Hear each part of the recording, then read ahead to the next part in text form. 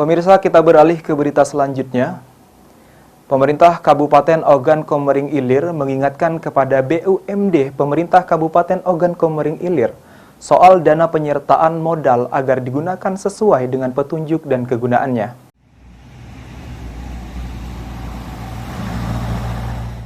Hal ini dikemukakan Kepala Badan Pengelolaan Aset Daerah Pemkab Ogan Komering Ilir Munim untuk dana penyertaan modal yang sudah pernah digelontorkan Pemkab Ogan Komering Ilir. Diharapkan untuk digunakan semaksimal mungkin untuk modal bagi badan usaha daerah atau BUMD milik Pemkab Oki.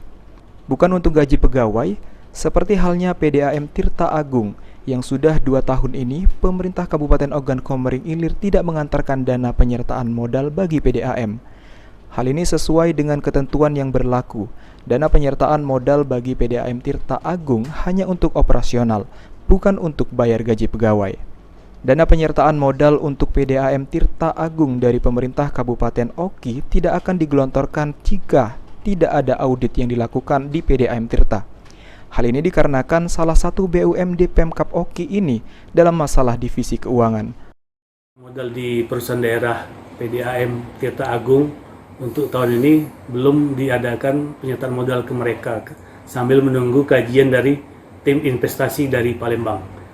Makanya untuk pembayaran gaji dan lain itu belum bisa dilaksanakan karena pembayaran gaji itu adalah kewenangan dari manajemen itu sendiri. Artinya dalam penyertaan modal itu tidak bisa diberlakukan. Yang diadakan penyertaan modal itu adalah untuk aset-aset di perusahaan daerah tersebut seperti pengadaan pipa dan lain-lain. Jadi untuk pembayaran gaji itu tidak bisa. Ahmad Romawi, PAL TV.